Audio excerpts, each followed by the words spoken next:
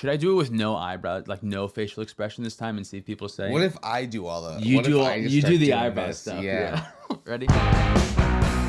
Welcome to Play to Win. I can't even do it without my eyebrows, dude. It's not even, doesn't make sense, right? I can't even do it with my eyebrows. Welcome to Play to Win, where we play to win. I'm Dylan. And I'm Cam. This week, we're joined by artist and legacy player Kai Sawatari to play some cEDH. I could. Yo, what's up, everyone? It's your boy Kai Sawatari, aka SAWATARIX. I'm usually a legacy and vintage player. I also play some modern, but I'm brand new to cEDH. I paint art for other MTG players, make tokens, play mats, all that kind of jazz. And you can definitely check it out on sawatarix.com and all social media platforms. So very nice to be here on the show. This video is brought to you in part by Dragon Shield. Use code PLAYTOWIN5 at the affiliate link down below for 5% off to help support the show. And check us out on Patreon to support us directly and get awesome extra perks like access to the Children, where you can go see a bonus game where it's awesome. Go check out the bonus game. Yeah, you don't want to spoil that the other two decks do more in the bonus game. Yeah, the bonus game's better than this game. Two of the decks do a lot of stuff. Two of the decks don't. You're going to find out which. Yeah. So we have Kai on ROG, Nate on Magda, It's Dwarfin Time, Cam on SHIGEKI's Ooze Farm, a list submitted by our patron Spangler, and I'm playing SISAY. Man, I feel like I'm in a winning position. Cool. Any pre-games? Any pre-games? So for turn, play my commander, ROG, a volcanic island, top the volcanic island for a soul ring, a mana vault, pass a turn. On tap, upkeep, I will draw, play a mountain, and I'm going to pass the turn. I'll draw a misty rainforest and fetch right away for a forest and pass. I will draw a card. Here's Misty. I will fetch, go to 39. I'll find Bayou. I will also cast a Soul Ring. I'll tap Soul Ring for Marvin, Murderous Mimic. Pass my turn. I untap, go to my draw step, cast a stock up. It's gonna be this card, this one, and the other three go on the bottom. A City of Brass, take a damage here. 39, gamble. Go grab this card, 1 to 6. So 1. Okay, so it's gonna be this card. Oh, Necro Dominance. Oh, Bye.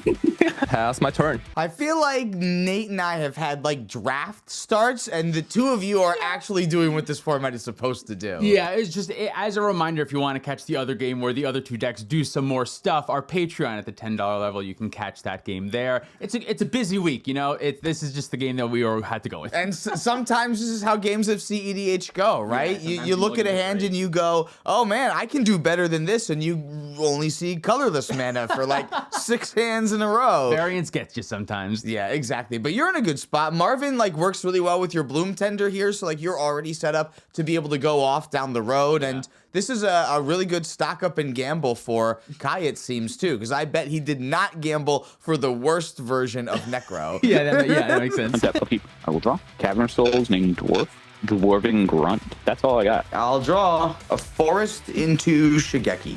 I'll pass after that. Untap, upkeep, and draw card. Marsh Flats. Let's crack the Marsh Flats. 38. Find Savannah. Cast Enduring Vitality with a colorless mana floating off of Soul Ring. Orcish Bowmaster. ETB, I'm going to shoot Rograk. Yeah, good choice. Pass my turn. I'm gonna untap. I'm gonna go to my draw step. Apple of Eden, Easter Relic. I'm gonna crack this, pay for life, and see what you got, Dylan. Maybe I can slow you down a little bit. 35. Here are my 3 cards. That's a Fabor Elder, Deflecting Swat, and Underground Sea. I don't have a lot left, but I have done a lot. My board does look very threatening, and what I do have is pretty good. Fabor Elder with the Marvin right there. I'm in an okay spot. I'm just hoping that he doesn't want a Selesnya 3-mana mana dork, and I don't think that the Grixis Turbo deck will want that, so maybe we're good. Apple of Eden seems like a really cool disruptive piece that also allows you to get like the really cool stuff out of your opponent's decks. It's just kind of a shame that it's up against SHIGEKI and Magda in this pot. 3 weird decks. Like if this is a card that I feel like is so much better in like the top 4 of a tournament when your opponents are Tymna Crom and Tymna Thrasios and Rogsai, and those are your 3 opponents, then this is gonna hit like 6 or 7 really good cards that you want to see, but right now, not so much. And he's kind of still forced to also hit you because of your Bowmaster too. Otherwise, it would like feed us cards and trigger Bowmaster more. Yeah. So I'm gonna play your Underground Sea. You get to draw a card. Draw. Take a damage off my land. The One Ring. The One Ring enters. I get protection from everything. Draw a card. Bowmaster trigger, I'll shoot the dwarf. I'm gonna follow up with Alliance Eye Diamond. I will pass my turn so you can pick up the cards. Sounds good. Untap, upkeep, will draw. City of Traders in my land for turn. I will cast One Ring. I protect. Pass turn. I will untap and draw a forest as my land, and I will pass. Untap. Upkeep. Draw card. I'll cast SISAY. Play Plateau as my land for turn. Cast Fabor Elder. Pass my turn. This is like the best start that I could ask for in SISAY. Like, could you even, like, a ton of mana, and then the Fabor Elder, as I play it, already has the pseudo haste with Marvin. Like,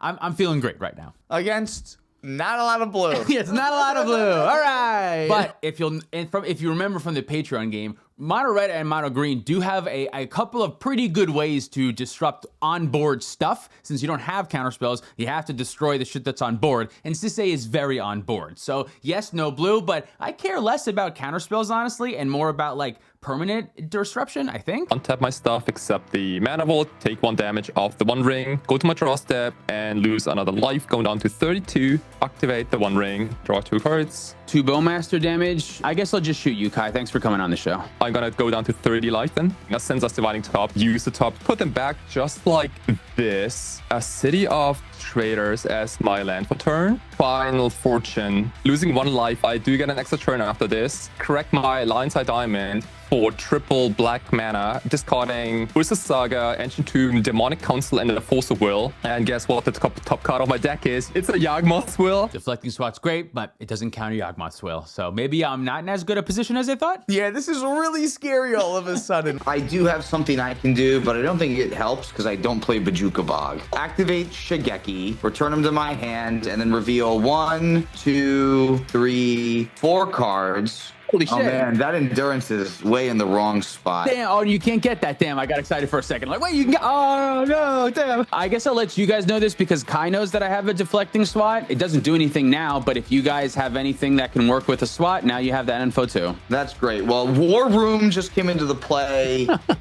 tapped. Great, so no.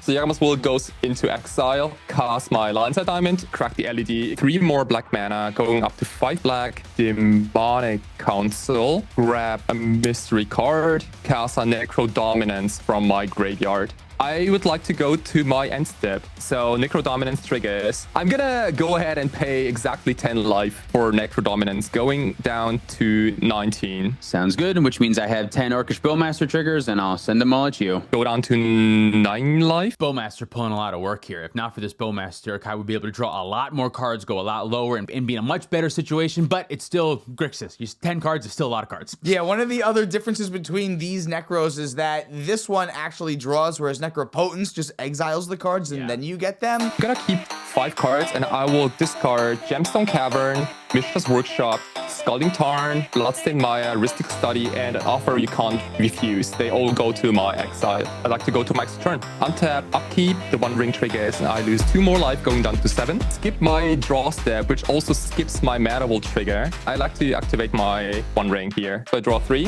3 more Bowmasters, and I'll shoot you again down to 4. Yeah, guys, what if I tell you that I only drew mana? That's insane. That is so insane. I'm gonna cast a Grim Monolith, cast a Manifold Key, play Otawara as my land for turn, floating 2 colorless with my City of Traders, untapping my One Ring with the Manifold Key. I'm going to cast Deflecting SWAT, targeting the Manifold Key ability. Gonna go down to 3 life and use 1 colorless to hardcast Lair. So your Flare copies my Deflecting SWAT. Right, it's gonna redirect your Deflecting Spot to my Deflecting Spot. My Deflecting SWAT fizzles. Untap the One Ring, cast a Chromox, imprint a Mystical Tutor, cast my Rogue Rack here, play my Thassa's Oracle trigger on stack. I'd like to activate the One Ring, drawing 4 cards. 4 Orcish Bowmaster triggers, and I'll have them target you. Ah, man.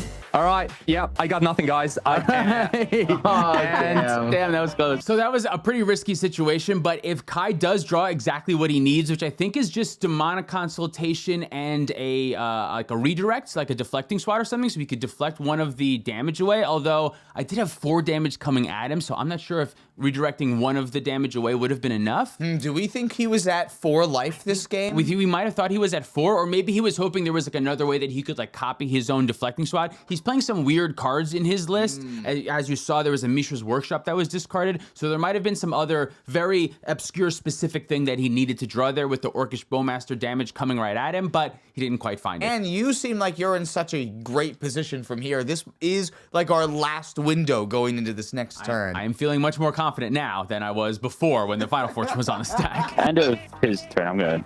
Draw a card. Bowmaster trigger. Cam, I'll send a damage your way. 38. Untap. Upkeep. I will draw. I'm going to draw 2. Bowmaster triggers. Yeah, now I'll shoot you, Nate. 38. Discarding Sundering Eruption and Plundering Barbarian. Go ahead. Get a draw. Play a forest. Pass the turn. I can still do something if you go for a line involving your graveyard. So you better watch out. Okay. Because that endurance could do a thing. Oh, okay, yep, that's true. Here's Abzan, red and a blue. I'll activate SISAY. I'll go search. Yeah, have fun getting Ragavan. I think it's actually Gaia's Cradle. Also, I forgot you can do that. That's cracked. So good. Go to my turn. Untap. Draw for turn. Cast Ignoble Hierarch. I'll go to combat. Declare attacks. SISAY at Cam. Before damage is declared, I have effects. Activate SISAY. I'll put Talongate in. I'll respond to the activation of Talon Gates. Abzan, red and a blue. Another activation. I'll find Agatha's Soul Cauldron. With the Agatha's Soul Cauldron out, my Gaia's Cradle mana can be used to activate SISAY. Makes it so much easier to do anything. Yeah. Tap Gaia's Cradle, 5, 6, 7, and I'll activate SISAY. I'll find Kinnan, and I'll activate again. Find Derevi. Untap Gaia's Cradle. I'll tap Gaia's Cradle, 7, 8, 9 mana, and I'll activate again. I'll find Deadpool. When it enters, I'll have it switch text boxes with Derevi, which will get me another untap trigger, and I'll untap Gaia's Cradle. I didn't really need to do that, but here's 4, 5, 6, 7, 8, 9, 10, and I'll activate again. Find Sakashima the Imposter, copy of Deadpool, another untap, the Gaia's Cradle. So now I'll tap for 11, and then I'll activate again. I'll find Teferi Time Reveler, and then I'll use 5 more mana and activate again, and I'll find Emil. And with Emil, I'll use 3 of this green mana here, exile the Sakashima, and it'll come in as a copy of the Deadpool with the Derevi switch text box. When the Sakashima comes back in, I'll untap the Gaia's Cradle, tap Gaia's Cradle for a bunch more mana. I'll use Emil to flicker the Sakashima again, untapping the Gaia's Cradle a billion times for a billion green mana. Once I make a billion green mana, I'll just use Emil to flicker Bowmaster, and when it comes in, I will shoot Cam, and I'll do that over and over again, and then I'll shoot Nate over and over again. Absolutely. Nice. Didn't need my graveyard, luckily. I went through way too many game actions to make that happen, but the way that I look at it is that I don't really think that a bad thing can happen to me for putting more stuff into play and untapping again and again and making more mana with Gaia's Cradle. This way I get to put in the Teferi to make sure that I can't be interacted with. By the time that Emil comes into play, I have so much extra mana that even if you do have something else specific, I can respond to it again and again. I was very lucky that game to have 1,000 mana, so I could kind of like do what I wanted with it and like go for the most difficult to interact with line possible. It also helps, I did kind of know that you had something. The more game actions I take, there's more of a chance that someone will reveal what interaction they have because they're trying to work with the table. And then when they do that, if they do that, I know that so that I can go maybe a slightly different direction. So that's kind of why I like just take way too many steps with SISAY. I'm not sure if that's the right way to go though. Gaia's Cradle and Derevi is basically dockside extortionist. The Oh way my that God. you're just like playing clones in your deck to keep making more docksides. That's basically what it feels like you're doing. Yeah, definitely. I think a lot of SISAY players have maybe taken out the Sakashima for Deadpool, and although that may be right, I just love the flexibility of being able to get more than one clones, especially if one's in my hand, or just being able to make a bunch more mana because each one's another creature, so it makes the Gaia's Cradle tap for more and more and more. Yeah, it gives you a better chance of being able to get Teferi before you go for the infinite, just like you did in this game. Thanks so much for watching. If you'd like to support us directly, you can do so on Patreon, like our $100 patrons. Ben Gillette, The Cardboard Cookbook, Penguin Man 0089, Eli, The Magic Guy, David Newman, Pat Fire, Spangler, Demetrius Clark, Larceny Roars, Your Boy Blue, Sparky B, Zunon, Insomnia, SC Phillip, Olden Grumpy, Gecko 21, Zach Hartley, Reactive, Sean and the Ice, Gare Bear Garrett, Luke Cook, Joshua Day, Demon of Rosgreaves, Peter Stewart, Cornell Wilds, Uncle Butts, Kawaje Havid, Scott Hawk, and Baby G Bus. I'm scrolling it really funky. If you'd like to pick up any of our merch, you can do that at playtowinmtg.com. Thank you, Dragon Show, for supporting the show. Use code PLAYTOWIN5 at our affiliate link down below. You can follow us on social media for more content. Thank you for watching. See you next time. We're talking about our $50 Patreon. Let's do it. Enjoy. John Colbo, the Gaming Teacher, Dan the Man, Sarcastic, Roy Turner, Mystic Muffin Man, the Baja, the Exalted Protein, Justin Man Solo, Thomas Bueno,